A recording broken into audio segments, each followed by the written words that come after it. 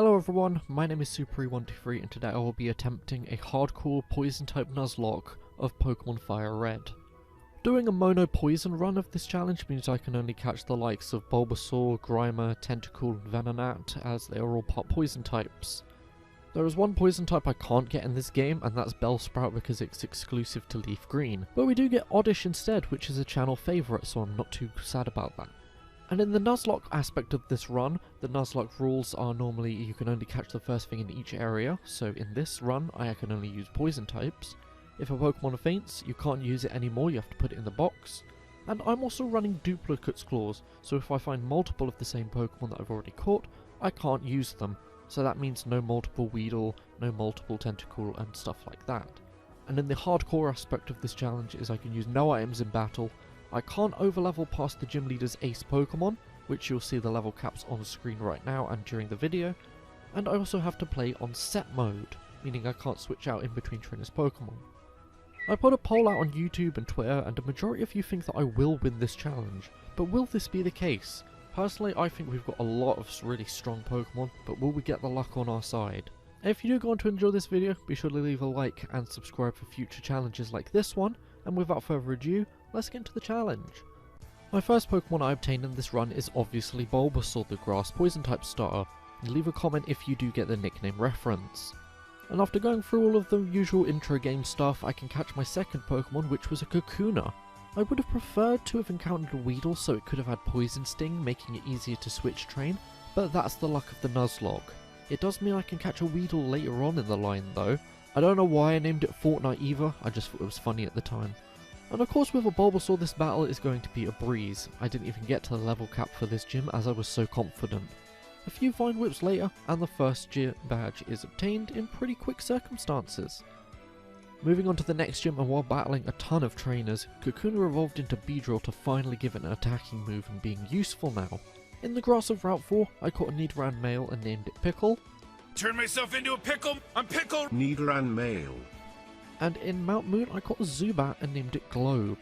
Pretty unusual nicknames but two really good additions to the team.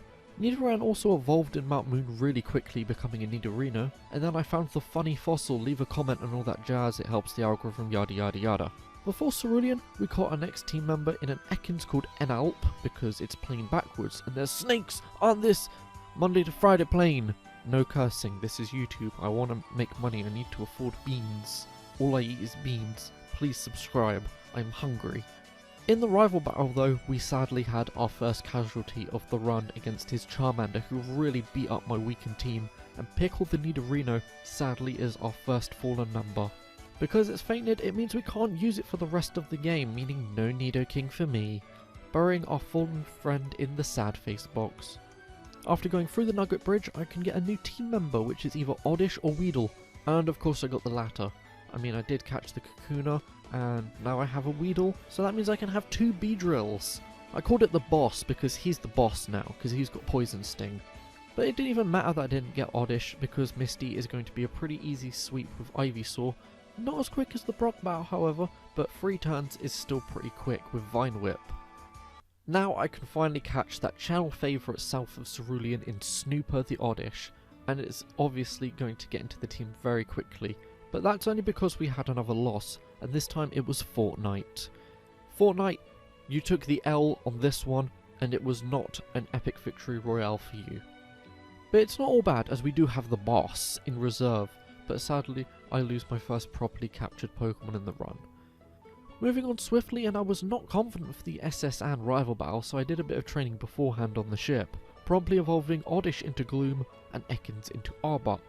We did manage to just about beat the rival. The combination of a Kadabra and Charmeleon is only going to get better, and I'm absolutely terrified of a potential Alakazam with Psychic. That is going to be a run ender if I've ever seen one. While struggling with the trash can puzzle, I just want to say a massive thank you to everyone putting up with my terrible upload schedule. I have a pretty busy life outside of YouTube, but I'm glad you still put up with my inconsistencies. At least it's become a sort of small running meme on the channel, which is good for the comment based algorithm. So comment about how long it's been since my last upload, and say, hey, you're back, I thought you died. Against Lieutenant Surge, we made great use of the Dig TM that we got from the Rocket in Cerulean, teaching it to Arbok, who has a pretty good attack stat, and proceeding to demolish his whole team.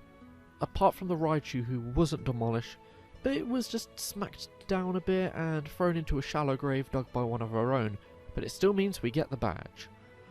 The next gym involves me going through Rock Tunnel, and the only thing that happened of note in there is that Zubat evolved into Golbat, but it still can't be Mr. Worldwide properly since it can't learn Fly.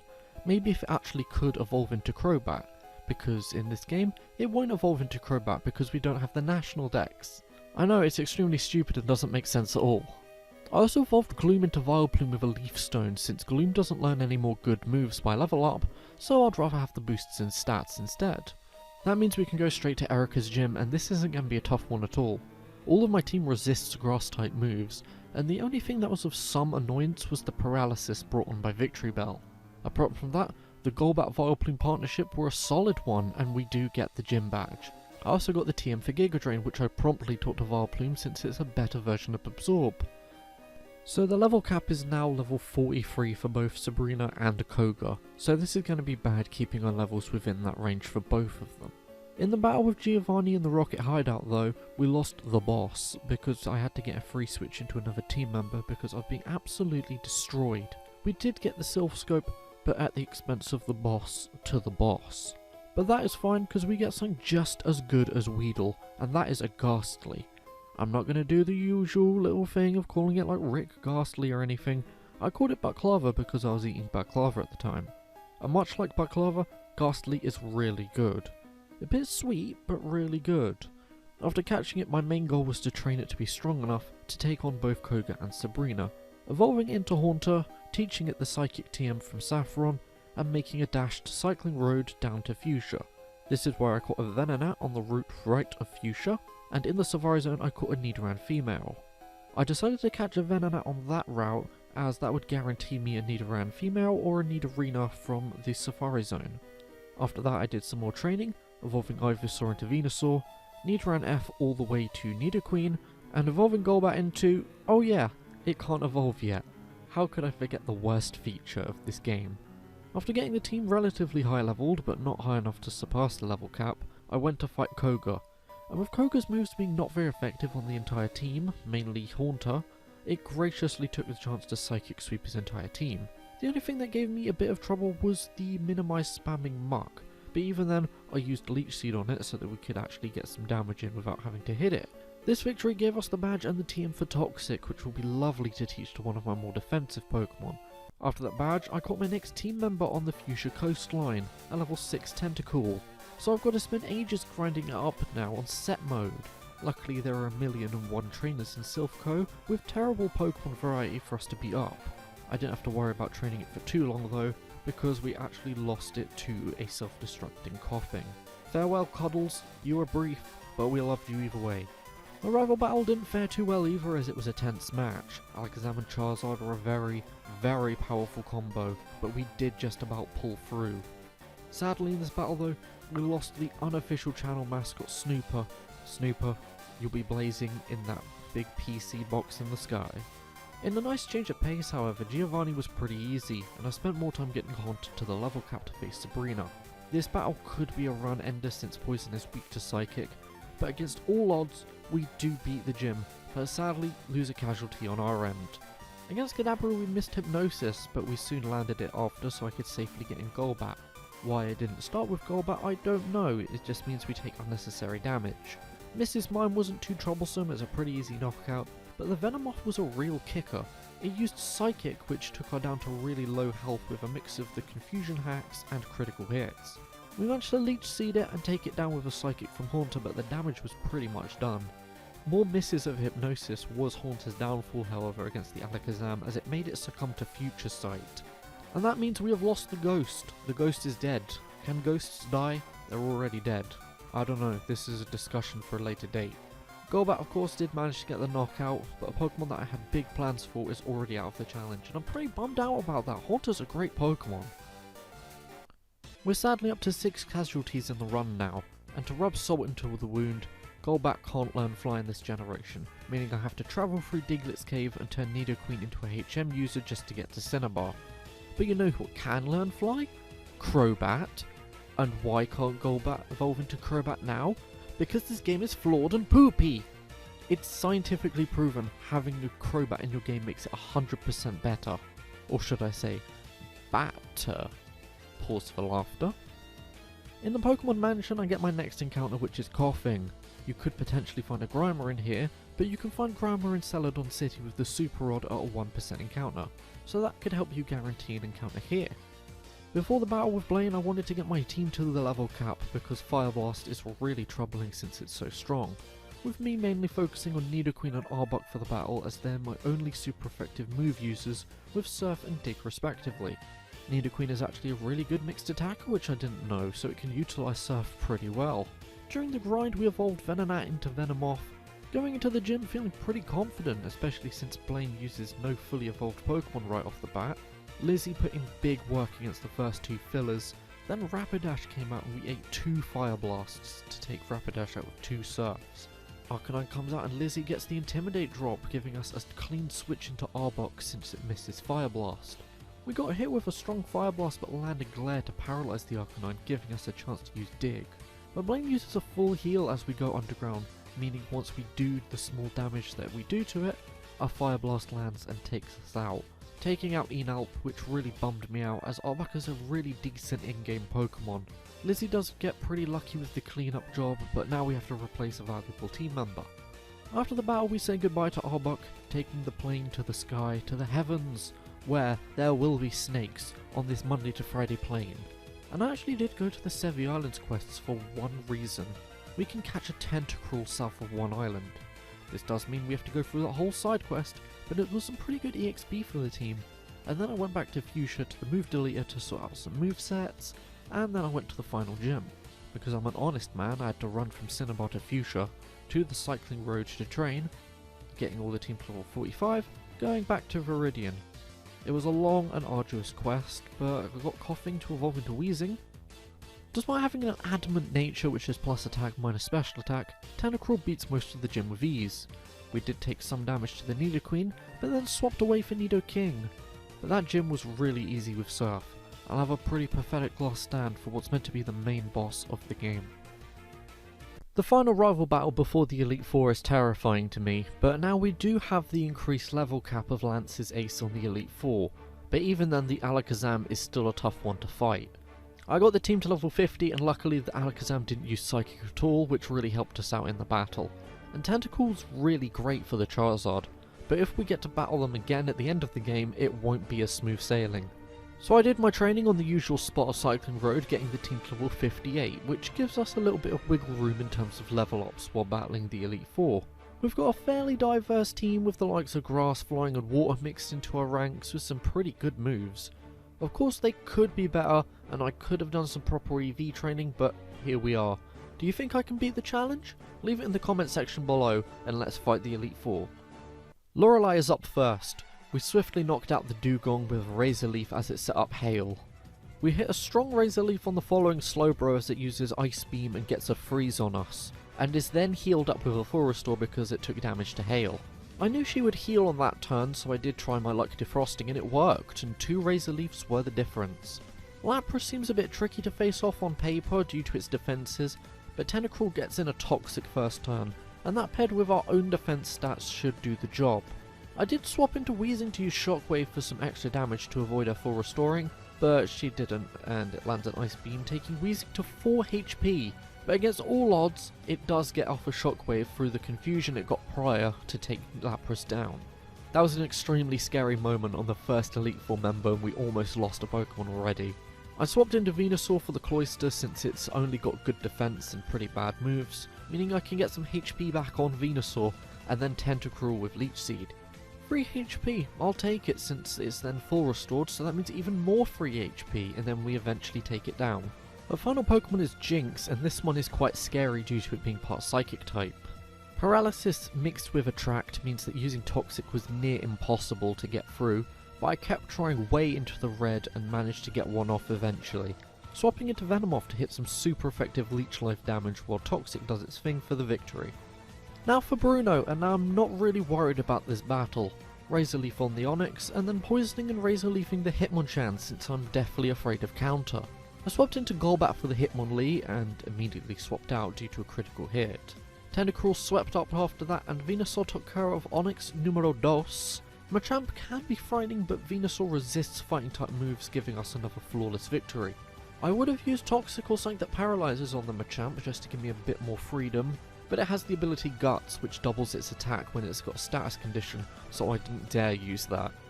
Can we make it 3 for 3 against Agatha? I started by Leech Seeding the first Gengar since it loves to double team. This at least helps bring in some small damage and heals us up. She swaps into Golbat, and predicting this I use Return, which was an extremely big brain play because I am a genius, I have the big brain. Of course I'm swapping out Venusaur into Weezing so that I can go for Shockwaves, which hardly came due to flinch and confusion hacks.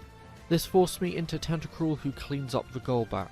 She then uses Haunter, so I swap into Venomoth for Psychic, which is almost a one-shot, but it's easily beaten after that. Her stronger Gengar is out and keeps putting me to sleep using Nightmare. It kept putting my entire team to sleep, and luckily Nidoqueen got in a bite at one stage, but I have to keep switching.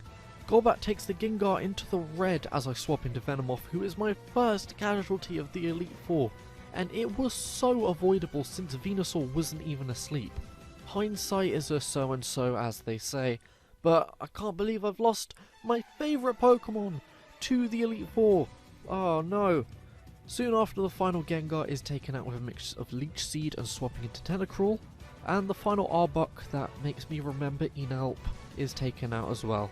Agatha was defeated, but losing my first Pokemon in the Elite Four hurts. Will things go better against Lance?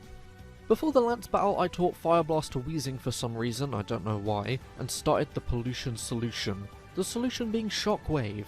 Well, it would have been 4 if Gyarados didn't get in so many flinches and used Hyper Beam to make Weezing our second fallen comrade of the Elite Four. At least it's taken its turn of Intimidate, so then I can just swap in Golbat, who crits a Poison Fang to get some revenge. Weezing, you may have stunk, but your efforts in battle certainly did not. Aerodactyl is out, and of course I'm swapping out Golbat for Tentacruel, who takes some strong hits from Ancient Power before getting off a Surf to take the Aero into the yellow. Another Surf does the job, but our main Dragon counter is extremely weak. We go into Venusaur on Dragonair number 1 to get in a Leech Seed to try and help Tentacruel if I can, but it uses Outrage, locking it into a very powerful move that I can't swap into. Lance uses a full restore as Venusaur does some massive damage with Return, the power of friendship at work. Don't ask why I risked Venusaur against the Dragonite for a little Leech Seed, but I did, and thus brought in Nidoqueen to soak up some damage, even poisoning the Dragonite in the process. We're sent well into the red for HP, but knock out the yellow Barney the dinosaur, and the final Pokemon is the last Dragonair. I send in Golbat and use Confuse Ray and try to get in some flinches with Bite. Dragonair snaps out of confusion promptly and uses Safeguard, protecting it from confusion and poisoning, and with nothing clear to swap into, Golbat is sacrificed to allow another teammate in a free switch.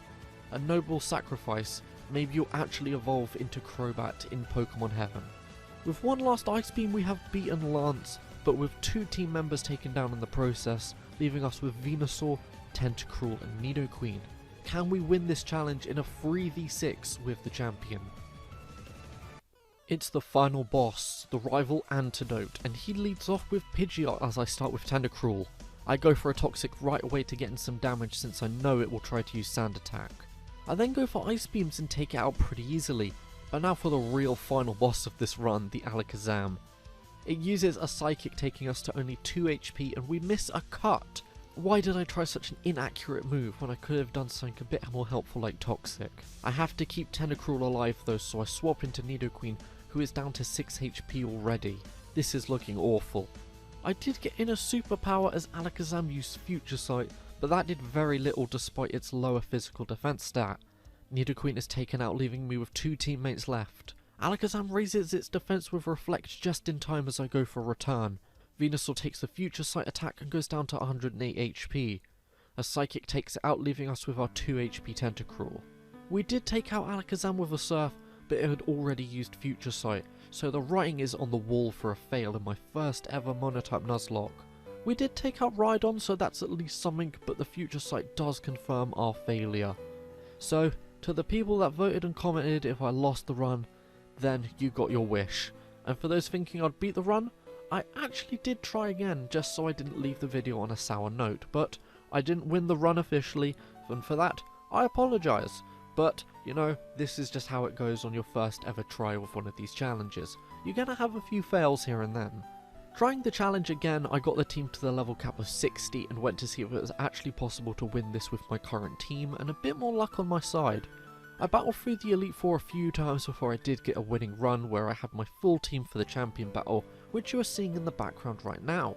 What I could have done better in this challenge is utilise EV training and played a bit smarter at certain points, but that only comes with the hindsight I get while editing this. But what I feel went really well is getting to this point in the first place in my first run of this kind. It was really fun to try something rather new than the solo challenges, and I'm looking forward to trying many more Nuzlocks in the future. Maybe if my internet wasn't so awful, I'll do them on a live stream too. I would have tried to start this challenge again from scratch just to show you guys a true winning run, but that would take another few tries to even get back as far as I got, and I'm already running behind on other videos I want to complete. Speaking of which, you might want to subscribe because my next video is another monotype Nuzlocke, this time in Pokemon Ruby where I use nothing but psychic type Pokemon. And what's the only Pokemon you get before the first gym? A Ralts with Growl. How is that going to work out? You're definitely going to want to see that video, because it is pretty damn good. I haven't finished the run yet, so whether I win or fail, I have no idea. But if you did enjoy that video, be sure to leave a like and subscribe.